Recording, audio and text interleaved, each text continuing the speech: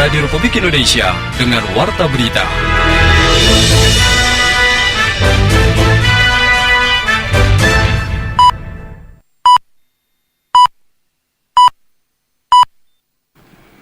Tanda waktu tepat pukul 7 waktu Indonesia Barat.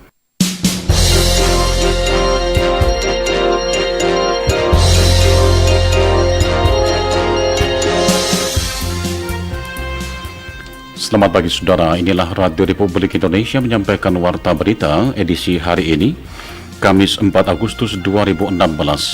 Kami sampaikan sari berita penting. Ekonomi negara-negara mayoritas Islam di dunia dinilai akan cepat berkembang. Tindakan Koordinator Kontras Haris Azhar menyebarluaskan pengakuan gembong narkotika Freddy Budiman nampaknya akan berlanjut ke ranah hukum. Itulah di antara berita-berita yang segera kami sampaikan. Inilah Warta Berita selengkapnya. Saya Ardian Majid Kobat.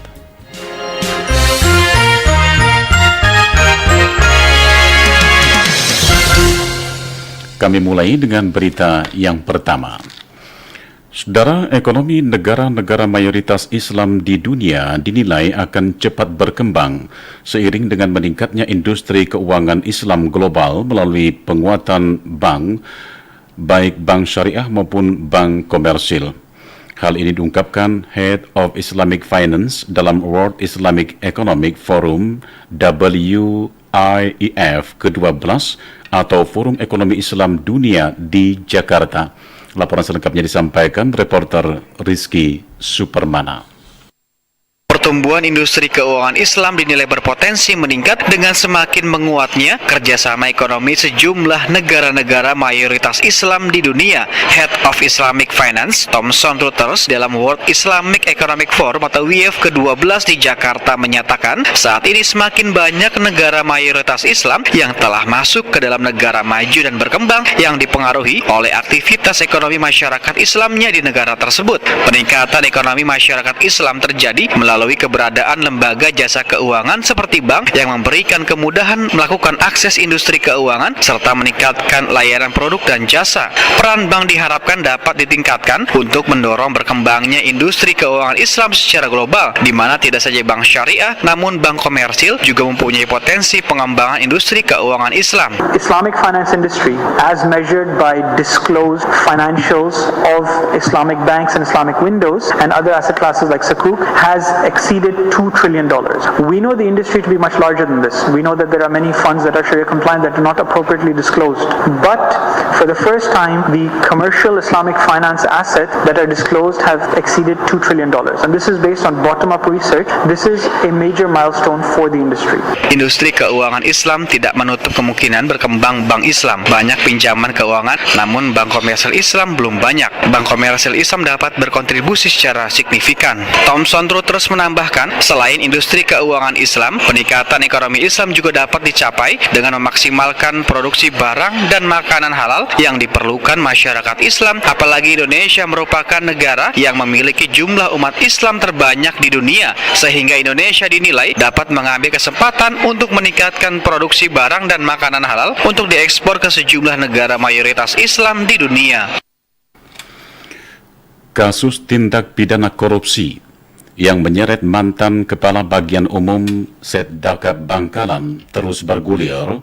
Kejaksaan Negeri saat ini tengah membidik tersangka lain dengan mempelajari hasil pemeriksaan saksi-saksi yang sudah dilakukan kepada Bupati, Wakil Bupati, dan Sekdakap beberapa hari yang lalu. Kita simak laporan reporter Miftahul Umar. Kejaksaan Negeri Bangkalan terus melakukan penyelidikan dan pemeriksaan terhadap saksi-saksi atas kasus tindak pidana korupsi pengadaan barang dan jasa yang dilakukan oleh tersangka mantan Kepala Bagian Umum Sekretaris Daerah Kabupaten Bangkalan, Setdakap, untuk membidik tersangka lain. Kepala Kejaksaan Negeri Bangkalan Riono Budi Santoso melalui Kasih Pidana Khusus Pitsus Nurul Hisam mengatakan pihaknya sudah melakukan pemeriksaan terhadap saksi-saksi terkait, di antaranya Bupati Bangkalan Muhammad Makmun Ibnu Fuad, Wakil Bupati Mondir Rofi'i, dan Sekdakap Edi Mulyono. Sebab dari temuan Badan Pemeriksa Keuangan di bagian umum, ada anggaran Mamin yang dikhususkan untuk 3 orang pimpinan tersebut. Pertanggungjawabannya fiktif sehingga menyebabkan kerugian negara yang dilakukan oleh tersangka BH selaku Kepala Bagian Umum. Ditambahkan Nurul Hisam, pemeriksaan tersebut masih sebatas saksi dan tidak menutup kemungkinan akan ada tersangka lain berdasarkan bukti-bukti yang cukup. Tidak menutup kemungkinan nanti ada pengembangan lain, tapi tetap semua didasarkan pada bukti. Kalau buktinya cukup untuk menetapkan tersangka lain, ya kita tetapkan. Kalau tidak, ya. Jadi Bupati, Wagub, Sekda ini dipanggil karena memang ada kaitannya. Sekedar diketahui, Kejaksaan Negeri Bangkalan sudah menetapkan tersangka dan menahan kepada BH yang tidak lain mantan Kabag Umum Setdaka Bangkalan. Modus yang dilakukan oleh tersangka menganggarkan pengadaan barang dan jasa tahun 2014 sebesar 5,8 miliar rupiah. Namun dalam realisasinya ada penyimpangan laporan keuangan sebesar 3,2 miliar rupiah. Laporan dan nota yang dibuat oleh tersangka banyak yang dipalsukan. Beralih ke berita lainnya, Saudara Kepolisian Resort Nagan Raya menggandeng tokoh agama untuk memberikan penyadaran kepada masyarakat agar tidak terprovokasi dengan paham radikal yang dapat mencuci otak umat muslim. Laporan ini disampaikan reporter Anwar Yunus. Kapolres Nagan Raya AKBP Mirwazi yang dihubungi RRI di Nagan Raya mengatakan momentum sawu kedai kopi merupakan salah satu kiat pihaknya untuk memperkuat keamanan dan ketertiban masyarakat Kamtibmas di wilayah hukum Polres Nagan Raya. Kapolres Mirwazi menyebutkan meskipun belum ditemukan munculnya golongan masyarakat ataupun kelompok berpaham radikal di Nagan Raya, akan tetapi tidak ada yang dapat memastikan semua itu tidak terjadi bila tidak diantisipasi sejak dini. Kecenderungan pengaruh paham radikal, kata dia, kemungkinan bisa terjadi karena masyarakat daerah ini terdiri dari beberapa lapisan. Ada masyarakat awam dan berilmu. Sasaran empuk provokasi paham radikal adalah golongan masyarakat awam. Paham radikal menyusupi pemikiran masyarakat awam biasanya lewat agama, karena cara tersebut merupakan strategi paling gampang karena masyarakat Aceh cukup mudah dipengaruhi lewat agama. Pihaknya juga memfokuskan kegiatan secara berkelanjutan, memantau tempat-tempat kegiatan keagamaan, bekerja sama dengan imam masjid, menyampaikan pesan Kamtibmas agar paham radikal tidak mempengaruhi masyarakat di Nagan Raya. Untuk mencegah paham-paham radikal itu sesuai dengan warga kita yang sudah baik selama ini bekerja sama dengan baik, beribadah, cara kita untuk mendekatkan petugas kepolisian dengan masyarakat, kita jemput bola ke dalam masyarakat, ke pesantren, termasuk tahu gede kopi itu tadi yang kita jalankan untuk menyerap aspirasi masyarakat yang ada di dalam. Kemungkinan bisa saja terjadi karena masyarakat kita kan terdiri dari beberapa lapisan masyarakat. Ada masyarakat awam, ada masyarakat yang sudah berilmu pengetahuan. Jadi masyarakat awam ini kita bentengi dengan iman dan agama yang kuat. Usai kegiatan sawu kedai kopi yang dihadiri tokoh masyarakat, tokoh agama dan wartawan itu, pihak kepolisian membagikan 1.000 bendera merah putih secara simbolis kepada masyarakat dan memasang langsung di beberapa rumah penduduk. Kata Kapolres AKBP Mirwazi, kegiatan tersebut dimaksudkan untuk menggairahkan masyarakat sehingga tumbuh rasa kebanggaan dalam menyemarakkan perayaan Hari Ulang Tahun ke-71 Kemerdekaan Republik Indonesia 17 Agustus 2016 ini. Rencana pemerintah yang akan menghapus dana tunjangan sertifikasi guru menuai penolakan dari guru di Kota Palembang. Laporan selengkapnya disampaikan Tri Ivani. Adanya wacana penghapusan tunjangan sertifikasi guru yang dilontarkan oleh pemerintah menuai penolakan dari guru yang mendapatkan tunjangan sertifikasi tersebut. Suherman, salah satu guru SMA di Kota Palembang, kepada RRI mengatakan dirinya menolak tegas jika tunjangan sertifikasi guru ini akan dihapuskan karena pemberian tunjangan sertifikasi ditetapkan dalam keputusan Presiden atau Kepres. Menurut Suherman, jika tunjangan sertifikasi dihapuskan, dipastikan akan mendapat penolakan dari seluruh guru yang menerima tunjangan tersebut. Selain penolakan, akan berdampak kurang baik bagi kelangsungan proses belajar mengajar. Saya akan melihat dulu kalau memang nanti ada pergantian dari sertifikasi, dimasukkan dengan tunjangan yang lain, saya lihat dulu disesuaikan dengan sertifikasi guru. Yang jadi kendala nanti sertifikasi guru yang honor, dosen yang honor bagaimana? Kalau guru pegawai negeri, dosen pegawai negeri, dia berdasarkan gaji pokok. Nah, yang jadi kendala kita adalah kalau guru yang honor, harus standarnya apa? Nah, tentu pemerintah harus meregulasi standar-standar itu, saya kira. Yang jadi permasalahannya kalau itu dipotong, dibentukkan dengan peralihan dengan yang lain, nggak jadi masalah kita. Tetapi kalau nanti dipotong, tidak ada tunjangan yang lain atau tidak ada penggantinya, saya kira akan mendapat reaksi yang sangat besar, akan menimbulkan demo barangkali seluruh guru dan dosen se-Indonesia. Ketika ditanya akan diberikan tunjangan lainnya pengganti sertifikasi, Suherman mengatakan dirinya akan melihat secara kejelasan apa bentuk dari pengganti jika sertifikasi ini jadi dihapuskan. Tindakan Koordinator Kontras Haris Azhar yang menyebarluaskan pengakuan gembong narkotika Freddy Budiman nampaknya akan berlanjut ke ranah hukum. 3 institusi, yakni TNI, Polri, dan Badan Narkotika Nasional BNN, sudah melaporkan Haris Azhar ke Bareskrim Polri dengan tuduhan mencemarkan nama baik. Apakah laporan itu juga akan menguak benar tidaknya pengakuan Freddy Budiman yang disebarluaskan Haris Azhar? Selengkapnya disampaikan Magdalena Krisnawati. Cerita busuk dari seorang bandit. Begitu judul tulisan Koordinator Kontras Haris Azhar yang kemudian menjadi viral di media sosial. Cerita yang ditulis Haris bukan cerita biasa karena berisi pengakuan mengejutkan dari gembong narkotika Freddy Budiman yang ketika itu sedang menghadapi detik-detik terakhir hidupnya karena harus menghadapi hukuman mati. Tulisan Haris berdasarkan pengakuan Freddy yang menuding 3 institusi negara yaitu TNI, Polri, dan Badan Narkotika Nasional BNN menerima aliran dana dari Freddy untuk melancarkan bisnis narkotikanya. Pengakuan itu mengundang reaksi beragam banyak pihak. Ada yang percaya, ada yang meragukan, dan ada yang meminta agar pengakuan itu ditindaklanjuti untuk dibuktikan kebenarannya. Freddy Budiman tidak bisa lagi dimintai keterangan karena sudah menjalani hukuman mati.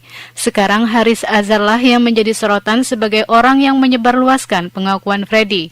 Dan aktivis Kontras itu nampaknya harus siap menghadapi tuntutan hukum. Kapolri Jenderal Tito Karnavian pada awak media di Jakarta Rabu kemarin mengatakan Haris Azhar sudah dilaporkan ke kepolisian karena dianggap mencemarkan nama baik berdasarkan Undang-Undang Nomor 11 Tahun 2008 tentang informasi dan transaksi elektronik. Haris dinilai tidak melakukan pengecekan terlebih dahulu terhadap 3 institusi yang disebut-sebut Freddy sebelum menyebarluaskannya melalui media sosial. Beberapa pihak mengajukan proses hukum dan di negara demokrasi saya kira wajar-wajar saja lakukan. Jadi ada laporan dan saudara Haris Azhar menjadi terlapor ya. Saya ulangi, bukan jadi tersangka ya, terlapor. Nah, kalau ini proses hukum digulirkan menjadi terlapor, Polri akan melakukan langkah penyelidikan untuk mengetahui ada atau tidaknya tindak pidana. Kalau nanti ternyata tidak ada tindak pidana, dihentikan penyelidikannya. Kalau ternyata nanti diduga ada tindak pidana, dilanjutkan ke tingkat penyidikan. Dipanggil, alat-alat buktinya akan dikumpulkan. Kalau alat-alat buktinya minimal 2 ada, dan ada keyakinan penyidik bahwa ini adalah pidana, ini dapat memenuhi unsur, maka bisa saja ditingkatkan dari saksi, bisa menjadi tersangka. Dan diproses, biarkan pengadilan nanti akan memutuskan benar atau salah. Saya pikir itu. Sementara itu, dalam dialog dengan RRI, Kepala Divisi Humas Mabes Polri Irjen Pol Boy Rafli Amar memastikan bahwa Kepolisian RI tidak akan membiarkan oknum polisi yang melakukan pelanggaran hukum berlindung di balik nama besar kepolisian.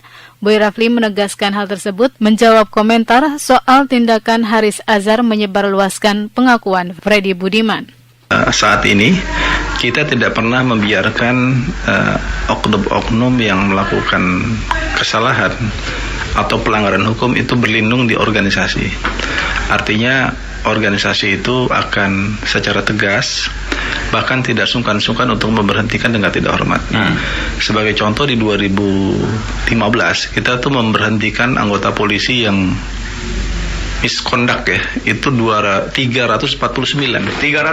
diberhentikan dengan tidak hormat. Oh, dipecat itu ya? Dipecat itu.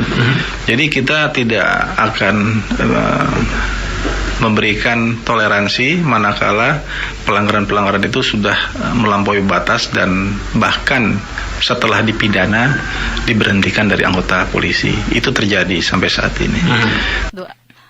Lalu akan mengarah kemana kasus Haris Azhar setelah dilaporkan ke polisi usai menyebarluaskan pengakuan Freddy Budiman? Adakah harapan bergulirnya kasus Haris Azhar kerana hukum juga akan menguak takbir di balik pengakuan Freddy? Masyarakat tentu tak berharap 3 institusi kebanggaan mereka yang selama ini menjadi ujung tombak pemberantasan narkotika justru ikut bermain di dalamnya. Warta berita ini disiarkan oleh Radio Republik Indonesia. Dari luar negeri diberitakan pejabat militer dan legislator di Myanmar kecewa atas lambannya pemerintah dalam memerangi obat terlarang sekaligus mendesak peningkatan upaya perlawanan terhadap perdagangan narkotika. Menteri Dalam Negeri Myanmar, Letnan Jenderal Yau Si, menyebutkan oknum karyawan pemerintah terlibat dalam penyelundupan dan penyalahgunaan narkoba. Untuk itu ia mendesak polisi untuk bekerja sama lebih erat dengan masyarakat awam dalam membongkar para penyelundup. Data kepolisian menunjukkan 490 juta pil disita dalam 2.815 kali penggerebekan di seluruh Myanmar pada tahun 2015 yang lalu. Di tempat terpisah, Wakil Menteri Dalam Negeri Mayor Jenderal Aung Su menyebutkan sejumlah langkah yang direncanakan untuk memerangi masalah narkoba. Melalui anggaran yang lebih besar dari pemerintah, pasukan polisi akan diperluas dan undang-undang untuk melawan narkotika akan diamandemen selain melakukan kampanye yang mendidik. Saudara, komentar Radio Republik Indonesia pagi ini di bawah judul Mencari Kebenaran Polemik Curhat Freddy Budiman. Selengkapnya disampaikan redaktur senior RRI Agung Susatyo. Selamat pagi. Salah satu terpidana eksekusi mati, almarhum Freddy Budiman, menyebut adanya keterlibatan oknum Badan Narkotika Nasional, Polri, TNI, dan Bea Cukai dalam peredaran narkoba yang dilakukannya kepada Koordinator Kontras Haris Azhar dan diunggah ke media sosial dan media massa, kini menjadi sebuah polemik. Curahan hati atau cerita Freddy yang menyampaikan rasa kecewanya terhadap penegakan hukum dan penegak hukum yang tidak tersentuh berkait dengan kasus dan hukuman yang dihadapi, menyengat institusi-institusi yang disebutnya. Apa yang disampaikan Haris Azhar melalui tulisannya yang berjudul Cerita Busuk dari Seorang Bandit hanya berdasarkan katanya, itu pun diakui Haris bahwa ia tidak akan dapat membuktikan karena pada saat itu Haris tidak melakukan perekaman atau sejenisnya. Namun sangat disayangkan, kisah cerita tahun 2014 itu baru diungkapkan secara umum menjelang atau bahkan pasca eksekusi mati terhadap yang bercerita, yakni Freddy Budiman. Jika ditelisik satu persatu, cerita yang disampaikan kembali oleh Haris Azhar seolah hanya sekedar mempublikasikan cerita, tetapi di dalamnya melempar permasalahan kepada institusi yang tersebut di dalam cerita agar mengusut cerita. Pengusutan terhadap cerita yang diceritakan ini sangat berbeda jika cerita yang diceritakan itu masih dapat diklarifikasi kepada pencerita awal. Tetapi jika sang pencerita awal sudah meninggal dunia, yang tersisa hanyalah cerita yang diceritakan, yang bermuara pada yang meneruskan cerita dan yang tersebut di dalam cerita. Namanya saja cerita, sehingga antara kebenaran dan bukti cerita akan sulit disatukan jika tidak merujuk pada satu petunjuk. Di sisi lain, polemik yang ditelusuri menuju pembuktian kebenaran sebuah cerita bisa jadi akan menjadi cerita baru tatkala klarifikasi kepada mantan Kepala Lapas Nusa Kambangan, Sitinjak, mengenai adanya dugaan keterlibatan oknum Badan Narkotika Nasional dengan terpidana mati kasus narkoba, Freddy Budiman, tentang permintaan pencopotan CCTV. Menurut Direktur Jenderal Pemasarakatan Kementerian Hukum dan HAM, Iwayan Dusak, Sitinjak mengakui bahwa pada saat ia menjadi Kepala Lapas Nusa Kambangan, terdapat permintaan dari oknum yang mengaku sebagai petugas BNN kepada salah satu pegawai di Lapas Nusa Kambangan. Ini merupakan satu petunjuk dari sebuah cerita yang masih dapat ditelusuri dan dibuktikan kebenarannya. Siapa yang dimaksud dalam cerita sebagai oknum BNN yang menyampaikan permintaan pencopotan CCTV? Benarkah itu oknum BNN atau hanya mengaku oknum dan tanpa pembuktian identitas oleh Kalapas waktu itu? Cerita panjang akan terus bergulir, tetapi paling tidak upaya menelusuri kebenaran sebuah cerita terus dilakukan oleh aparat yang berwajib. Pasal-pasal yang mengatur dalam informasi dan transaksi elektronik kini dikenakan kepada penerus cerita Freddy Budiman, Ketua Kontras Haris Azhar. Dalam kondisi Indonesia darurat narkoba, tentunya masyarakat sangat mendukung penyelesaian dari cerita ini, bukan hanya guna menuntaskan sebuah cerita, tetapi menuntaskan kasus-kasus narkoba di negeri ini. Demikian komentar. Sekian Warta Berita Produksi Radio Republik Indonesia.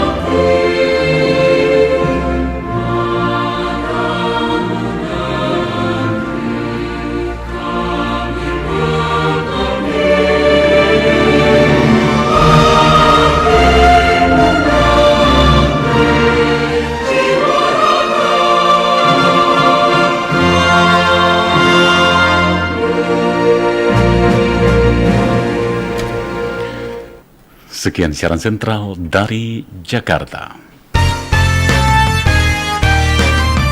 Pro3 RRI, jaringan berita nasional.